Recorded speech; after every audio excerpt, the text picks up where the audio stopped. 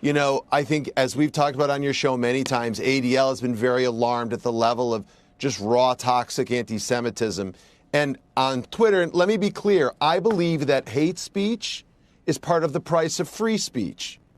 I think we've got to be willing in a democracy to tolerate ideas that we really don't like, that we even detest. But there's something different about incitement and threats. So I'm not talking about conspiracy theories that are, you know, without consequence. This is really problematic, Joe, and it has real world consequences. So while we have been concerned, and I've expressed it on this show, where would Elon take the platform? I've now had several conversations with him. He held an audience, not just with me, but I brought together other civil rights leaders from our Stop Hate for Profit coalition. And, you know, actions speak louder than words, but I'm encouraged by what I heard this week. All right, guys, so we got to talk about Elon and X. X, the platform formerly known as Twitter, that Elon Musk is trying very, very, very hard to make a profitable company, okay? He desperately wants to get his money back after his $44 billion investment that he made into this company by buying it after claiming that he wanted to restore free speech. Now, did he actually restore free speech on the internet with Twitter? It depends on who you ask. If you ask hardline conservatives, they'll say, not really, right? It's better than it used to be, but not really. If you ask a liberal or woke revolutionary, they'll tell you that Twitter is more hateful than ever, right? Twitter has become the most hateful platform on the internet, okay? It's extremely, extremely, extremely dangerous place to be if you are a so-called person of color, a minority, and this is why X should be destroyed, right? Which is what they're trying to do, okay? The woke powers that be are trying to destroy X. Now, they had their puppet, Mark Zuckerberg, create a platform called Threads, which is basically an exact copy of X/Twitter, except that platform did not live up to the hype, right? That platform quickly declined in users because, quite simply, it was boring, right? Turns out when you are in a echo chamber, it's not fun to hear everybody agree that, hey, Trump is racist, right? Apparently that's not fun. So yeah, the woke revolutionaries who have been claiming for some time now, a long time, that we're going to leave Twitter/X, okay? We're going to leave the platform. They can't really seem to leave the platform. Therefore, they've now resulted to trying to destroy X/Twitter financially. And the way to do that is to basically pressure advertisers into no longer supporting the platform because the platform is hateful. Okay, and that brings us to this story right here, which involves Elon Musk threatening to sue the ADL for accusing him and the platform X of anti-Semitism. Now, a little bit of background into this. The ADL has been a pain in the butt for Elon Musk, to say the least, because they're one of many woke organizations who have nothing to do with Twitter, but seem to think that they run Twitter, okay? And what they do is that they basically tell Elon Musk how he's supposed to run his platform. If he does not go along with their agenda of censorship and their politics, what they do is that they threaten to go to advertisers and to say, hey, this platform is hateful and that you shouldn't advertise on the platform, thus destroying the platform financially. Again, the ADL and Elon Musk have had a history of going back and forth and having discussions about, again, what is appropriate on Elon Musk's platform. Almost like they believe that they own the guy. The ADL, our Center for Technology and Society, works actively with all the kind of companies of Silicon Valley, from Apple to Zoom, if you will, from Amazon to Microsoft to Meta, and indeed to Twitter. We've dealt with them for years, helping them tackle the challenges of hate speech on their service. We point things out, we share information, but what we've said again and again and again, and I've had the privilege of speaking directly to Elon a few times, the reason why we are so concerned is because we think Twitter is such a consequential service. And again, allowing people who created the toxicity on the platform that led to real world violence.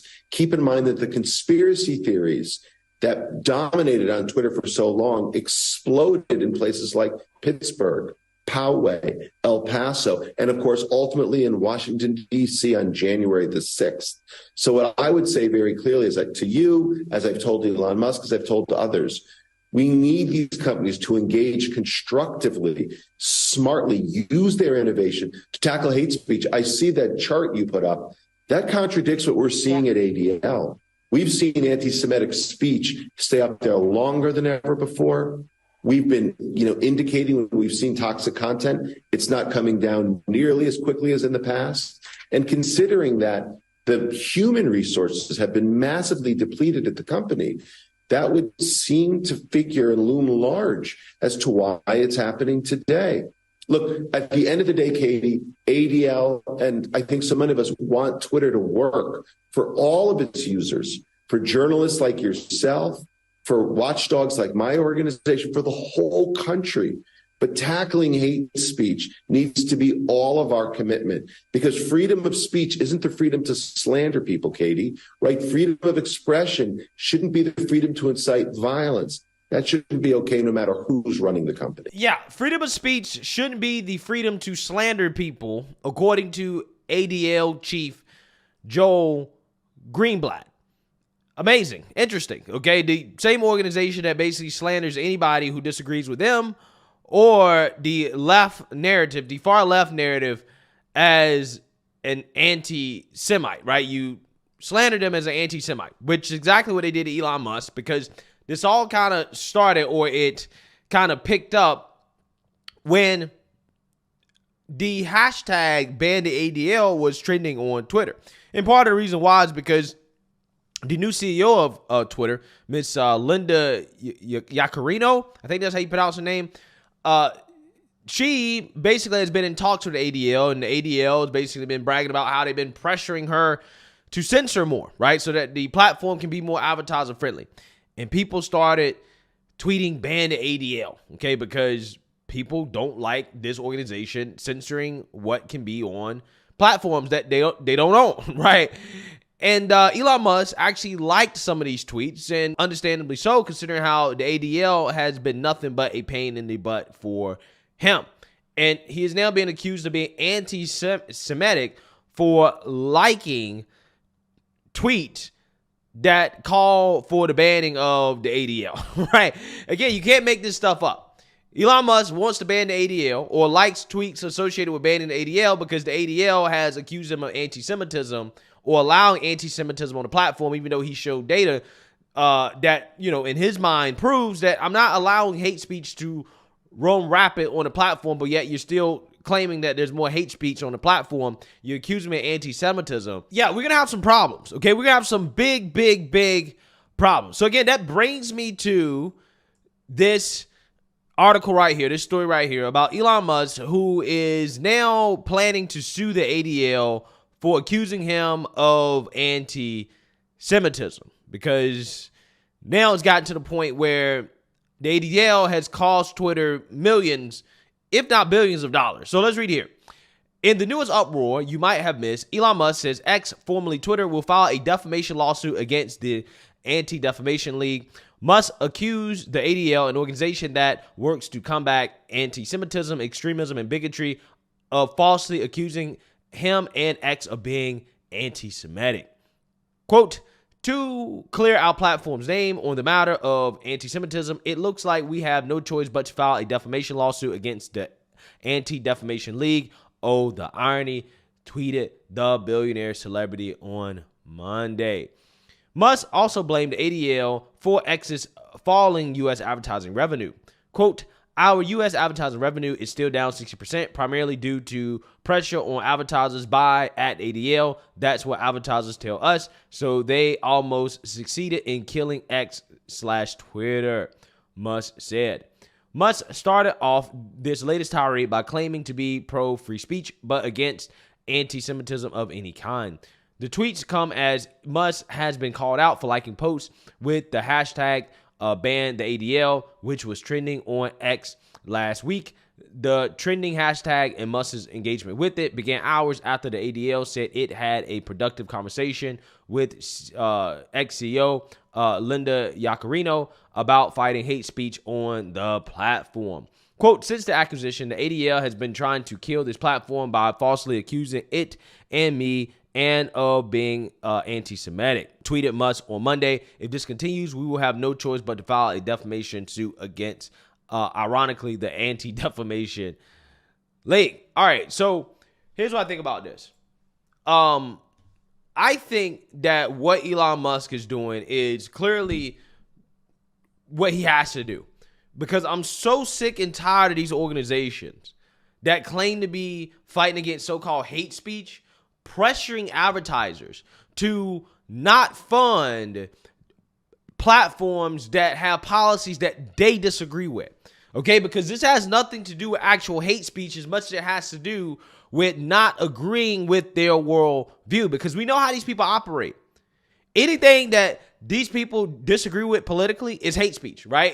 I mean, you could say that water is wet. And if somehow, some way that gets in the way of these organizations and their political agenda, whether it be the ADL or the NAACP or whatever woke organization out there, or really the Democrat Party in general, they're going to say, oh, that's hate speech, right? Water is wet is hate speech because it gets in the way of our agenda. So when your definition of hate speech is basically anything that you disagree with, anything that is against your agenda, and then you're going to advertisers and using your name and your connections to say, oh, we think this platform has hate speech. You don't want to advertise on it. Again, in my opinion, that is wrong. You're using advertisers, or you're trying to pressure advertisers to defund a platform that doesn't want to do what you say.